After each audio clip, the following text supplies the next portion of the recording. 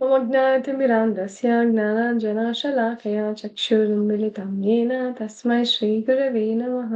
श्रीचैतन्यमनोभीष्टं स्थापितं येन भूतले स्वयं रूपः कदा मह्यं ददाति स्वपदान्तिकं।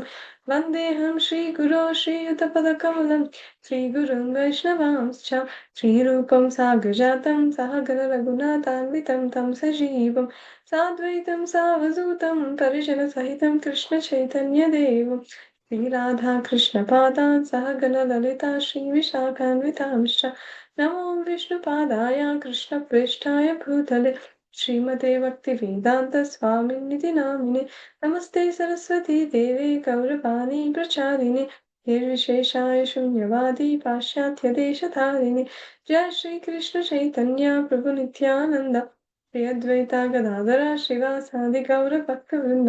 हरे Krishna everyone.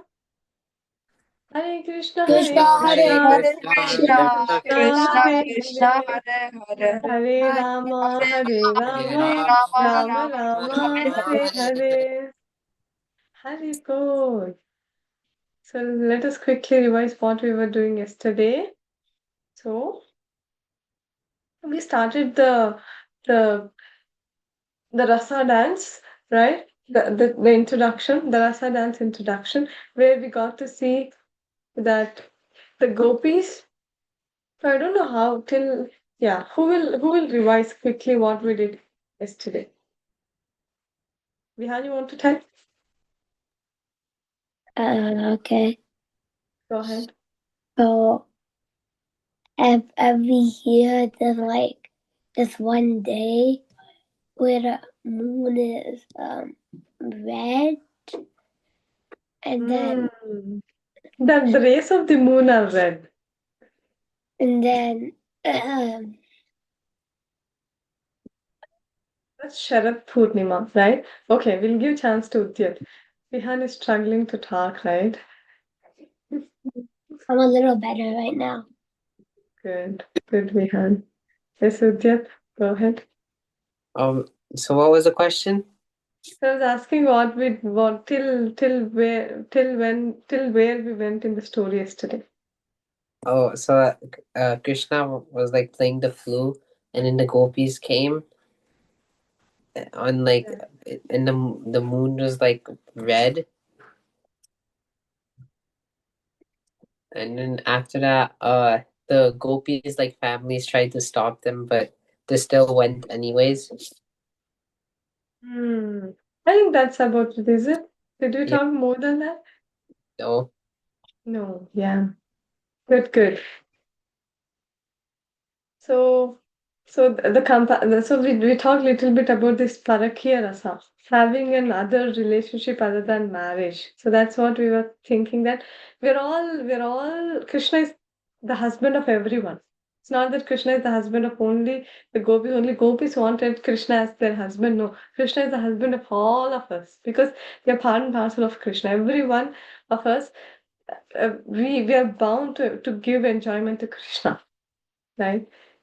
That's our position, and we'll be happy by doing that. It's not that we are doing and we are getting some stress. No, actually, we'll become so happy by doing that. So right. So we'll continue. We were seeing that being the living entities who are part and parcel of Krishna has and have natural attraction towards Krishna.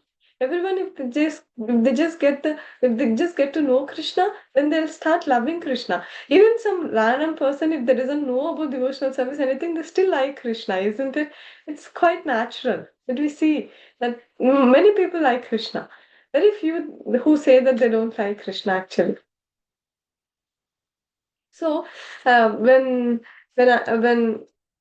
Parikshit Maharaj, she was asking, so this is the conversation between Parikshit Maharaj and Sukadev Goswami, isn't it?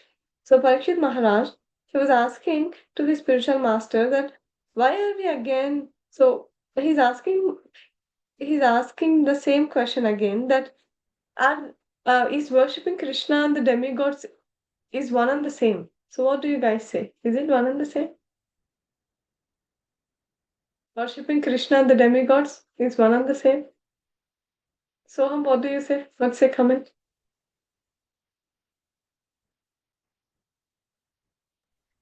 you repeat the question? Worshipping Krishna and the demigods is one and the same. Worshiping No, the demigods are in a lower position than the god. Yes, yes. So that's the same thing Sukadeva Goswami asked that. Why are you asking the same question? I already told you earlier, right? So why are you asking the same question? Why are you so forgetful? But Sukadeva Goswami knows that Parikshit Maharaj is asking that to show again to the world that Krishna is superior. Krishna is Supreme Personality of Godhead, and from whom everything and everything that's there, everything came from Krishna. So to emphasize that point again, Parikshit Maharaj asked this question to Sukadeva Goswami. Okay. So so then Sukadeva Goswami reminds Parikshit Maharaj about the glories of Krishna. Oh, what do you think about Krishna? Krishna for Shishupal, right? You all remember Shishupal? Who Krishna who cut the head of Shishupal, right? Because of being envious. So for a person who is envious of Krishna, and because even though he was envious, he got a chance to see Krishna, isn't it? So such an envious person, just by seeing Krishna, he got salvation. And what to speak of gopis who have so much love for Krishna that they cannot do any other thing other than thinking of Krishna, right? They're on a much elevated platform. So he says, if Krishna's enemies could get freed from material contamination and become one with the Supreme, then certainly his dear friends like the gopis can achieve such freedom and much more. So they'll get the association of the Lord directly. That's their position. And besides that, Krishna is called as Rishikesha. He's a controller of the senses. We always try to control our senses, right? Oh, I should not do this. I should not do this. I don't want to do this, but I was forced to do this. So actually, Arjun also asked this question to Krishna, isn't it, in Bhagavad Gita? Why if some person, if he's not willing to do it also, but he'll be forced to do it? Why is it? Then what is Krishna's answer? Does anyone remember? A person, he doesn't want to do a particular thing, but because of because of his past samskaras, he'll be forced to do that.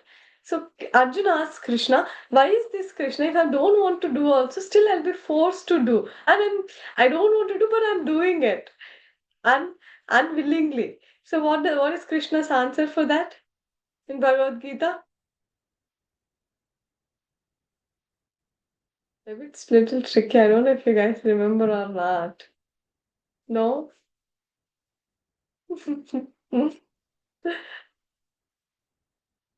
No answer.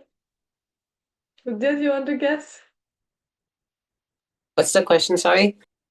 I was asking if a person who is not willing to do some activity, but still he's forced to do that.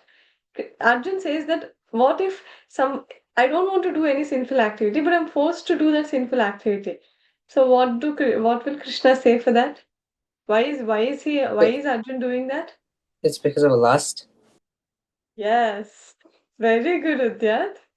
Yes, it's because of lust. Krishna says it's lust only, Arjuna. Krishna says that it's just lust. Because lust means what? Here, Krishnadas Kaviraj Goswami Pad tells that to gratify our senses. If one is gratifying Krishna's senses, then that is love. If one is gratifying our own senses, then that is lust. We want someone to please us, then that is lust. If we want someone to please Krishna, then that is love. That's the difference. Okay. So we'll continue. So now let's go back to the story again. So Krishna is talking now. Now all the gopis came to the forest where Krishna was playing the flute, and all the gopis are there. Now then Krishna he started talking to the gopis. Oh ladies of Vrindavana, Krishna said, you are very fortunate and you're very dear to me. I'm very much pleased that you have come here, and I hope everything is well in Vrindavan. Now please order me. What can I do for you? What is the purpose of you coming here in the dead night? Kindly take your seats and let me know what can I do for you. So Krishna is asking these things to the gopis. And then gopis had come to enjoy Krishna's company, to dance with him, to embrace him, to kiss him. And when Krishna began to receive all of them very officially, right? So showing all kinds of etiquette, they were really surprised. What is Krishna doing? Like that. So they began to smile among themselves and they were very eagerly listening to Krishna talk in that way. But still they were surprised. And then Krishna began to instruct them, my dear friends, you must know that it is now the dead of night. And the forest is very dangerous. At this time, all the ferocious jungle animals, the tigers, bears, jackals, wolves, all prowling in the forest. Therefore, it is very dangerous for you. You cannot select a secure place now. Everywhere you go, you will find that the animals are loitering to find their prey. I think, therefore, you are taking a great risk of coming here in the dead of night. So please turn back immediately without delay. So Krishna was telling all of them to go back. No, this is such a huge forest, and there are so many animals, and these are going to, they are ready to eat away all of you because they are looking for the prey, and you're all there here. So it's not very ideal to be here at this time. So you please go back to your home. So when he saw that they can't, but still the gopis were smiling. And then he said, I very much have, he says that you're all very beautiful. And Krishna wanted to impress on them that they were not old enough to take care of themselves. Actually, they required protection. So it's told that now the gopis, they left everyone and came, right? But generally, the woman should be under the protection. She cannot be alone, or she cannot be away from either. She should be protected by her father, or her husband, or her children. Someone should always be there for the woman's protection. That's the Vedic culture, right? So he wanted to impress on them that they're not old enough to take care of themselves, that they should not come alone in this dead night. Krishna is telling. So actually they require protection. It's not very wise for them to come at the dead night to Krishna. Krishna also indicated that he was young and the girls are also the young girls. So it does not look very well for the young girls and the boys to remain together in the dead of night. After hearing this advice, the gopis did not seem very happy because Krishna began to stress the point in a different way. So, so Krishna is telling it's not very good that you all come here. You please go back. So Krishna is telling that, my dear friends, I understand that you have left your homes out without the permission of your guardians. Therefore, I think your mothers, your fathers, your elder brothers, and even your sons, what to speak of your husbands, must be very anxious to find you. So he's telling all of these people would be searching for you. As long as you're here, they must be searching in different places, and their minds must be very agitated. So do not tarry. Please go back and make them peaceful.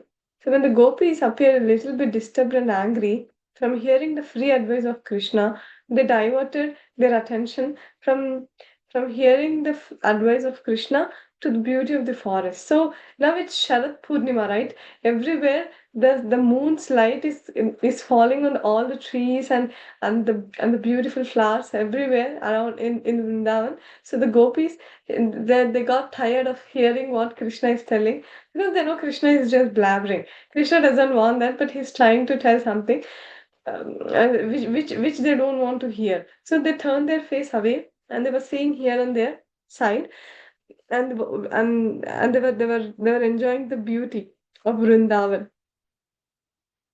So they saw that at that time the whole forest was illuminated by the bright shining of the moon, and the air was blowing very silently over the blooming flowers, and the green leaves of the trees were moving in the breeze. Krishna took the opportunity of their looking at the forest to advise them. I think you have come out. So Krishna again he's telling, oh, I think you have come here to see this beautiful forest. Oh, now you saw the forest, right? So please go back. Now you came to see the beautiful forest, and now you got to see the beautiful forest. So now you got what you want, and so you can go back now. So Krishna is telling that. So go to your homes without delay. So Krishna is telling I understand that you are very chaste women. So now you have seen the beautiful atmosphere of Vrindavan forest. Please return home and engage in the faithful service of your respective husbands. Some of you must have babies by this time. Although you're very young, you must have left your small babies at home and they must be crying. Please immediately go home and just feed them with your breast milk. I can also understand that you have very great affection for me, and out of that transcendental affection, you have come here hearing my playing on the flute. Your feelings of love and affection for me are very appropriate because I am the Supreme Personality of Godhead. All living creatures are my part and parcels, and naturally they're affectionate to me. So, this affection for me is very welcome, and I congratulate you for this. Now, you can go back to your homes. Another thing I must explain to you is that the chaste woman, service to the husband without duplicity is the best religious principle. Not only should a woman be faithful and chaste to her husband, but she should also be affectionate to the friends of her husband, obedient to the father and the mother of her husband, and affectionate to the younger brothers of her husband. And most importantly, women must take care of their children. So these are all the qualities that a woman should cultivate. Krishna himself is telling first thing is to be faithful and chaste to her husband. And second thing is to be affectionate with with the husband, friends of her husband. And third thing is to be obedient to the father and mother of her husband. And to be affectionate with the younger brothers of her husband. So and the most important thing for a woman is to take care of their children. That's the most important thing. In this way, Krishna explained the duty. Yes, Shanvita? Uh, I forgot my question. I'm gonna come back. You want? Yeah, sure. So these are the main, this should be actually remembered very nicely. So people nowadays are so much interested in working or showing so many, it's against the, or doing something that's equal to men or greater than men or higher than men. It's like that. But it's not the nature of the woman. The woman should always be obedient and faithful and chaste to her husband. That's the first thing that a woman should cultivate. And the next thing, actually, I remember Bhakti Vikas Swami Maharaj, he says that MSc, Master in uh, Cooking and, yes, for sabji and cooking, he says. So we try to do master in science, right? So he says, no, the woman should do mastery in sabji and cooking, means cooking sabji, right? MSE. Sabji, yum, master, yes. Sabji, C for cooking. Sabji and cleaning also, I think. So actually, five things that a woman should do. One is being chaste to the husband, taking care of children. He says churning butter. A woman should know how to churn butter to make ghee, right? I should also learn this, please. I want to learn this. I'll learn this. And then he says cleaning, keeping house clean, and cooking very nicely for the children and for the husband and for the family. So these are five things that's that's required, that should be cultivated, that must be known for a woman. Other than this, if she wants to do anything, that's bonus. But one cannot leave any of these things to do any other thing. Yes, Shanvita? How did you said a god makes like the human body, right? God? You said a god makes a human body, right? Right. Okay, how do they make like the organs that actually like come to life and work? Good question. So, like how the computer is working, isn't it? Does computer have any life in it? No, right? It's still working, isn't it, Shanvita? What do you say? Yeah. Exactly like that. The body is also a machine. So, like how the computer gets owned out if you use it like anything for 10 years, then 11th year the computer will no longer be useful. Like that, if you are using our body whole life, right? without taking proper care, then we'll die soon. Because the body is die in the sense we are moving to another machine. That's it. So this machine will so this machine has see how great is Krishna's creation, isn't it? It's really wonderful that Krishna actually now actually I heard from I think Amarendra Prabhu, he was telling that, I guess so. He was telling that now we have invented cars. Can a car come out of a car? No, right? Can a car come out of a car? Yes or no? Shanvita, what do you say? Can you create a car out of a car? I mean, yeah. Yeah. I mean, in the sense like the original car should be there and the new car should come out of the original car. No. No, right? But Krishna's creation is so nice that these machines, like if I'm there from like from any living entity, now if a dog is there, a puppy can come from the dog. So Krishna doesn't need to create puppy again. Like that, Krishna has created this. Krishna has only first Krishna created only Brahma, right? From Brahma, every one of us are coming. Krishna is not separately creating each one of us. He just created Brahma, and from Brahma, everyone is coming. So Krishna is so intelligent. Actually, our intelligence is nothing in front of Krishna's intelligence. Now, Krishna, he's just created Brahma, and the procreation is happening. So, from Brahma, his sons are coming, his sons are procreating, and their families, their families, their families. Like that, we all came, isn't it?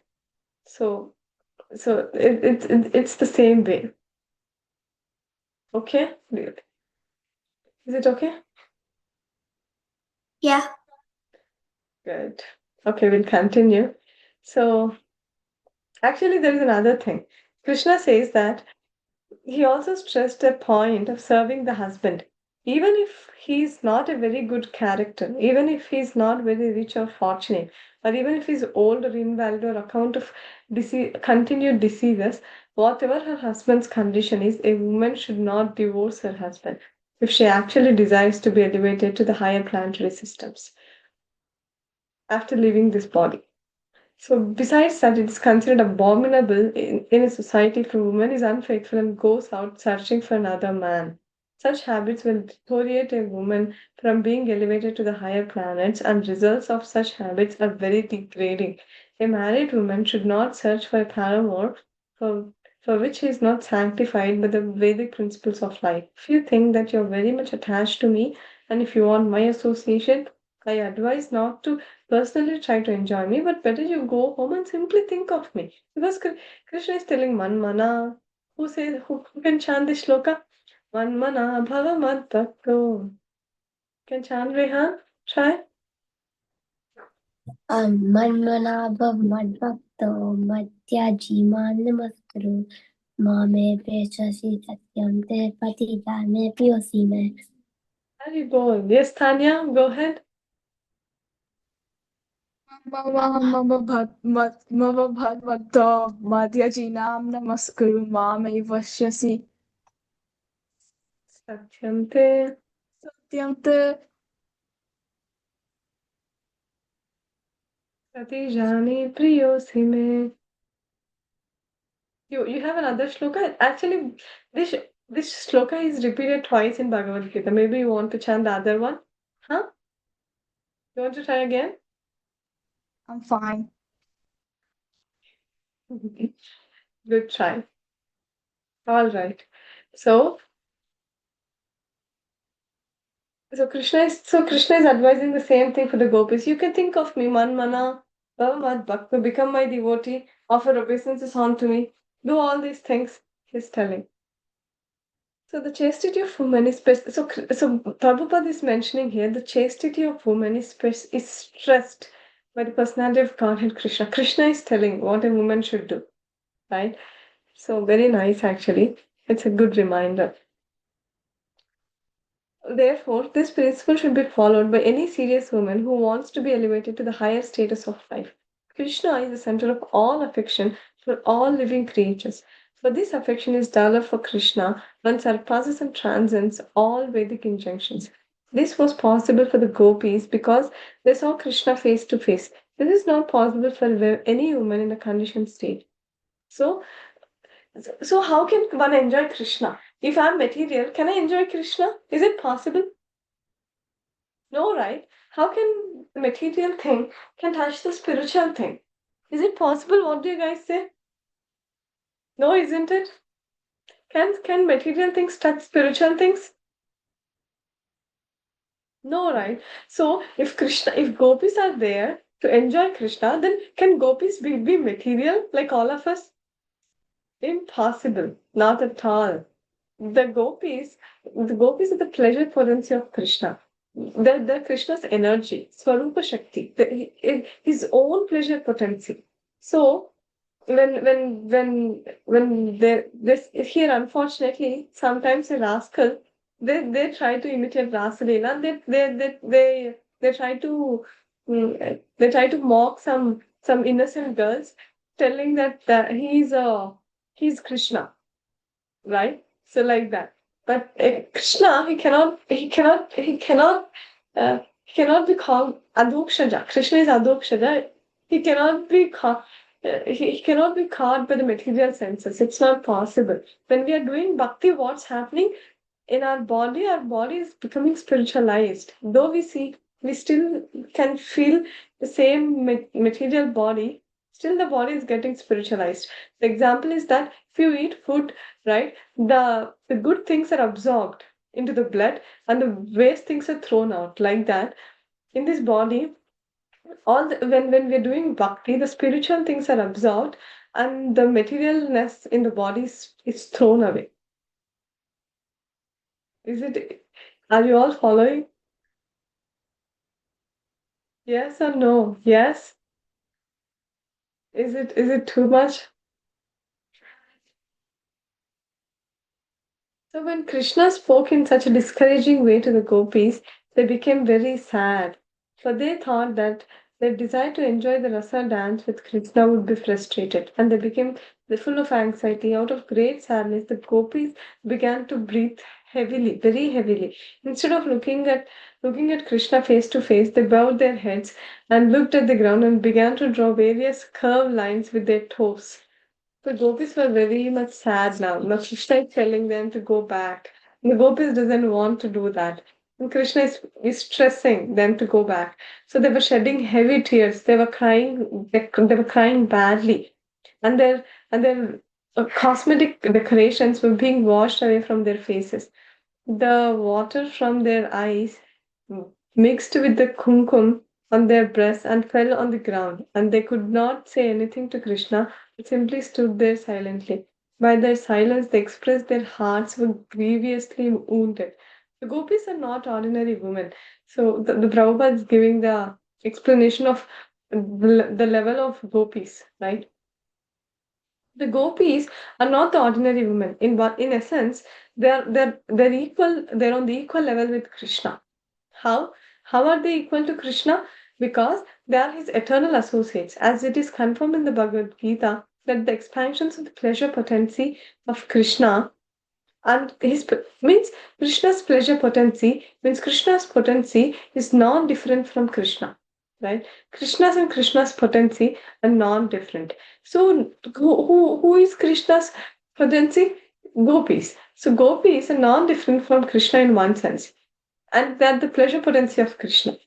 Although they're depressed by the words of Krishna, they did not like to use harsh words against him.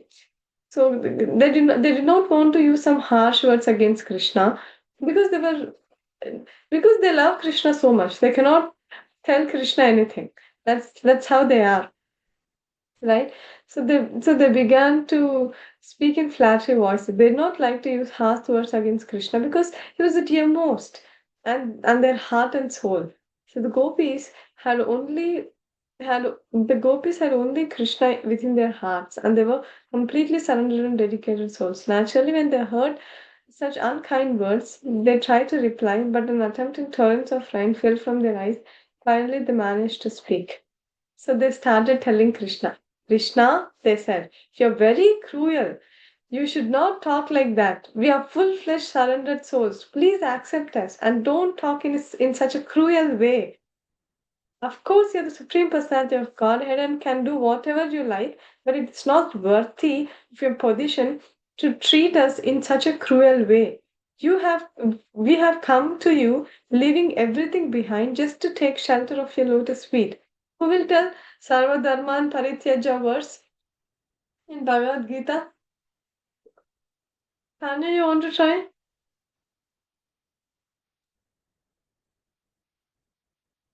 Sarva Dharman Parityaja. Tanya? Sloka. Oh my god, bro. Nahi, wait. 18.66. What does it start with? Sarvadharman Parityaja. Sarvadham dharma parityaja mamekam sharanam braja Aham Tvam.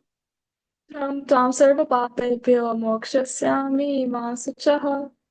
Hari Bol. Yes, Udyat, you also want to chant? Vihan also want to chant? Not sure. Samdharman Paritajya Mamekam Sharanam Vraja Am Tam Sarv Papebhyo Mokshashyami Ma Shucha. Vihan? Saudhaman Paitadya Mamekam Sharanam Vraja Aham Tvam Sarvapapebhyo Mokshashyami Ma Chucha. Yeah, very good. So, you want to chant? So,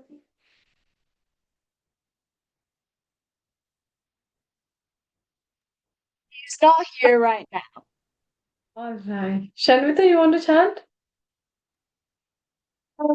Can you repeat the chant?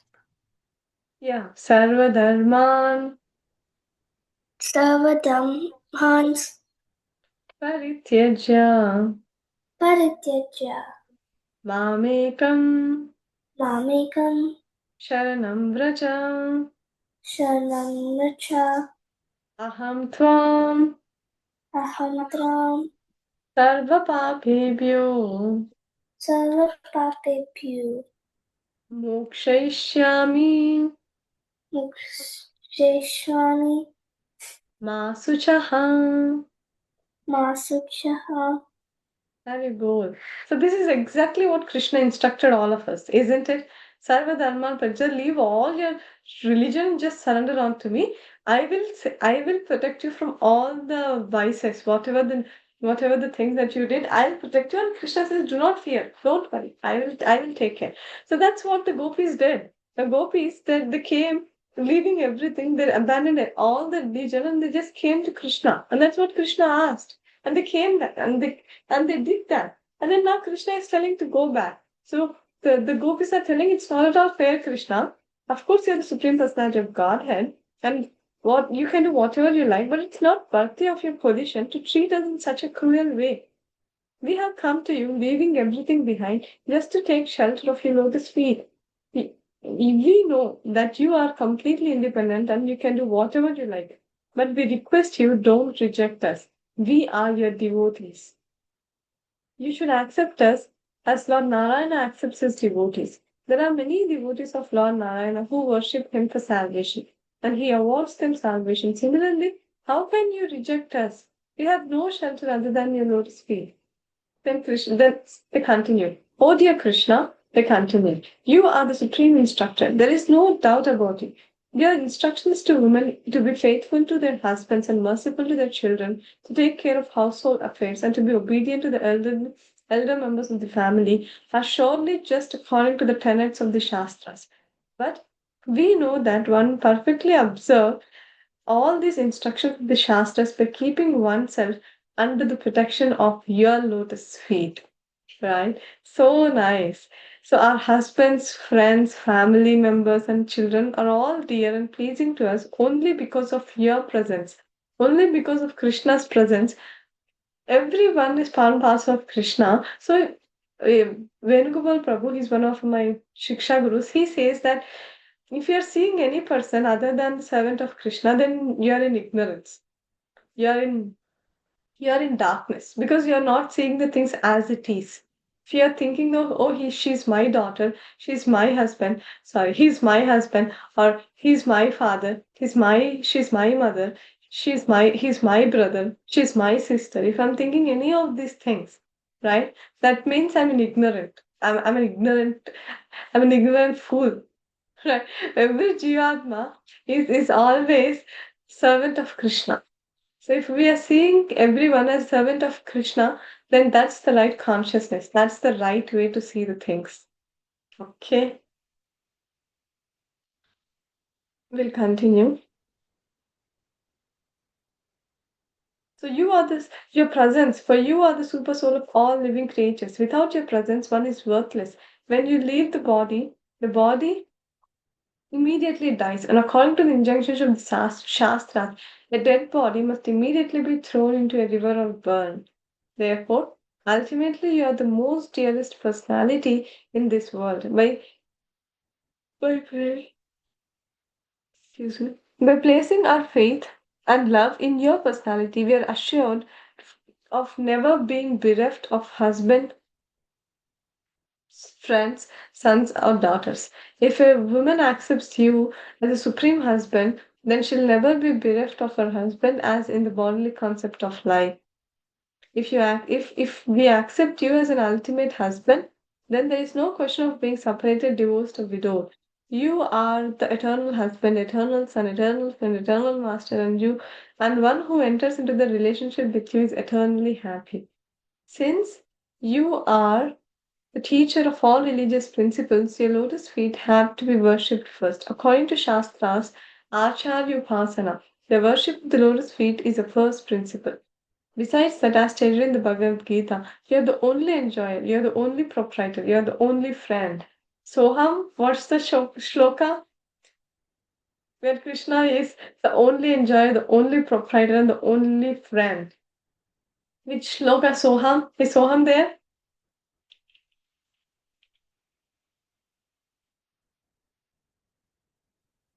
Bhoktaram yagna tapasam sarva lokamaheshwam soida sarvabhutanam natamam shanti micchati.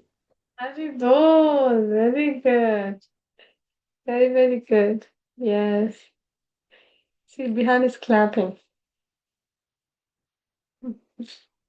So Krishna says that Krishna is the supreme enjoyer, Krishna is supreme proprietor, and Krishna is the only friend. As such, they have come to you along, leaving aside all so-called friends, society, and love, and you have become our enjoyer. Let us be everlastingly enjoyed by you. Be your proprietor. For that is your right natural claim. And be our supreme friend. For you are naturally so. Let us embrace you as the beloved, supreme beloved. Then the gopis told Lotus and Krishna, please do not discourage our long cherished desires to have you as a husband. Any intelligent man who cares for his own self-interest reposes all the spiritual loving spirit in you.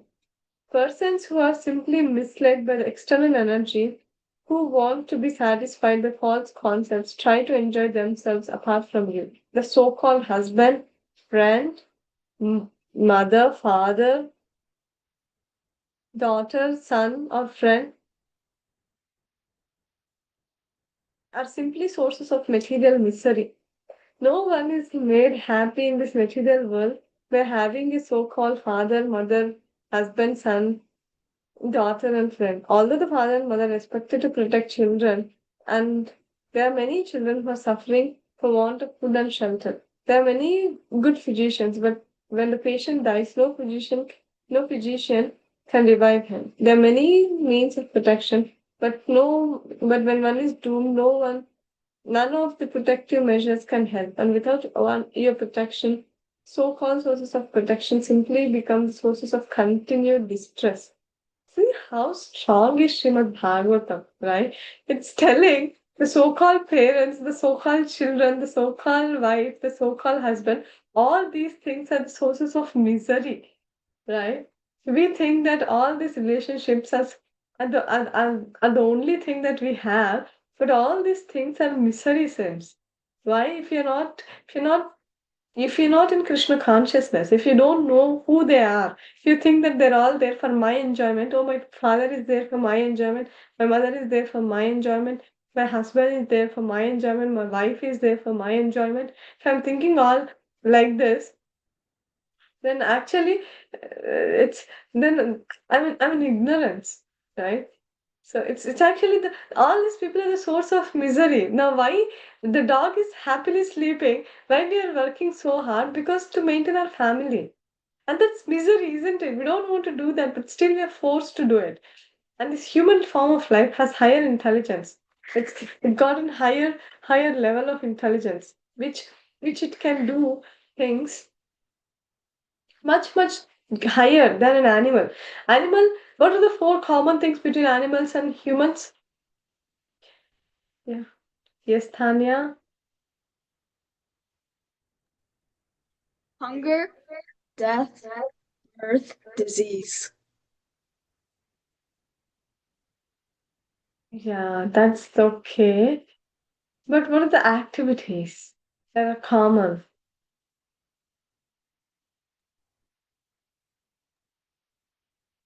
Sleeping, eating, something and something. Eating and sleeping. Yes, Vihan, go ahead, go ahead, go ahead. Mating and defending. Yes. Eating, sleeping, mating, and defending. This is a four. Ahara nidra bhayamaitunamcha.